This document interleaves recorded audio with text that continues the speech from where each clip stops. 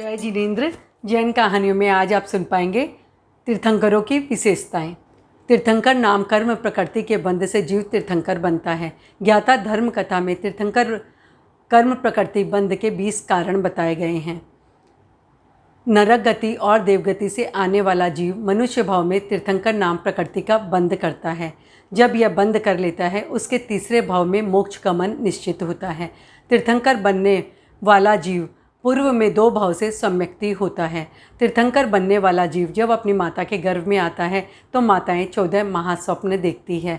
तीर्थंकर का जीव गर्भ से ही 3 ज्ञान का धनी होता है, मति ज्ञान, श्रुत ज्ञान और अवधि ज्ञान। गर्भ काल में वो पद्मासन में विराजते हैं। जब तीर्थंकर का जन्म होता है तो नारकी के जीव को भी क्षण भर के लिए सुकून मिलता है, सुख मिलता है। तीर्थंकर का जन्म कल्याणक देवी और देवता मनाते हैं। तीर्थंकर के अन्य 4 कल्याणक भी देवी देवताओं द्वारा मनाए जाते हैं।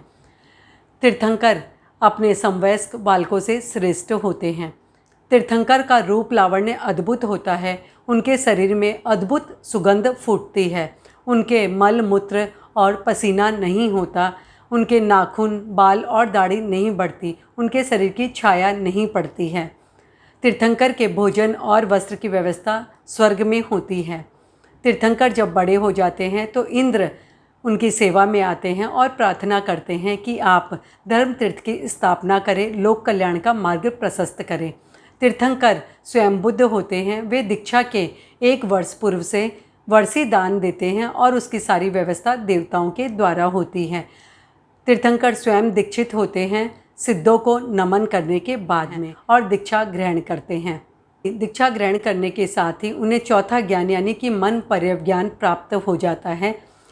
जब तक उन्हें केवल ज्ञान प्राप्त नहीं होता वह पूर्णतः अपने आप को साधना में लीन रखते हैं और लगभग वे मौन धारण रखते हैं। जैसे ही उनके 4 घात्य कर्म का क्षय हो जाता है यानी ज्ञानावर्णीय, दर्शनावर्णीय, मोहनीय और अंतराय, उन्हें सर्वज्ञता की प्राप्ति हो जाती है। और उस वक्त जब केवल ज्ञान प्राप्त होता है तो 64 चंवर एक साथ डोलने लगते हैं। इन सर्वज्ञों को, इन तीर्थंकरों को नमस्कार महामंत्र में प्रथम स्थान दिया गया है। तीर्थंकर तीर्थ की स्थापना करते हैं। संसार समुद्र से स्वयं तरते हैं, लोगों को तारने वाले होते हैं। तीर्थ यानी प्रवचन, साधु साध्वी, श्रावक श्राविका इस तीर्थ को धारण करते हैं और इसकी स्थापना करने वाले होते हैं तीर्थंकर। तीर्थंकर के संभव शरण की रचना देवताओं के द्वारा होती है। तीर्थंकर की भाषा हित मित और प्रिय होती है।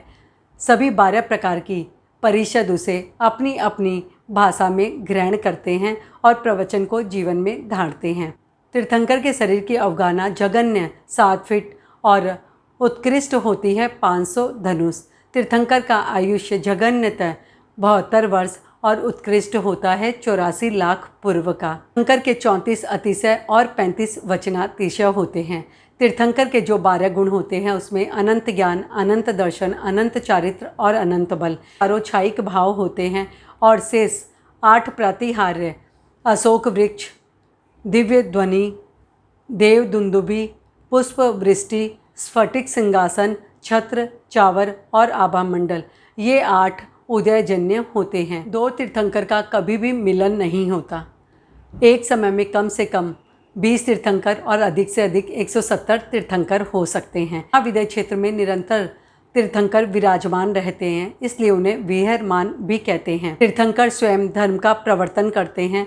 वे पूर्व तीर्थंकर का अनुगमन नहीं करते, इसलिए वे धर्म प्रवर्तक कहलाते हैं। भरत और ऐरावत क्षेत्र में अवसर्पणी और उपसर्पणी काल में 24-24 तीर्थंकर होते हैं, इसलिए एक कालचक्र में 48 तीर्थंकर कहे गए हैं। जम्बूद्वीप के भरत क्षेत्र में वर्तमान अवसर्पणी काल में प्रथम तीर्थंकर ऋषभदेव और अंतिम भगवान महावीर हुए। वर्तमान में हम भगवान महावीर की सासना में जी रहे हैं। ये थी तीर्थंकर के बारे में संक्षिप्त सी जानकारी जो आपने जानी। जय जिनेंद्र। जैन धर्म की रोचक जानकारियों के लिए, कहानियों के लिए देखते रहिए जैन कहानियाँ। जिन आज्ञा विरुद्ध कुछ भी कहो तो मिच्छामि दुक्कड़म।